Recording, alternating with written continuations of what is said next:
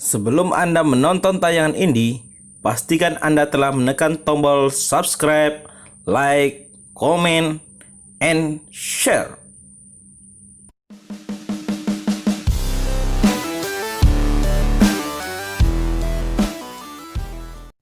Ya, renovasi Stadion Gelora Sriwijaya Jakabaring terus dilakukan jelang persiapan Piala Dunia U-20 tahun 2021 mendatang. Saat ini pemasangan rubber track dan rumput sintetis terus dilakukan. Inilah progresnya.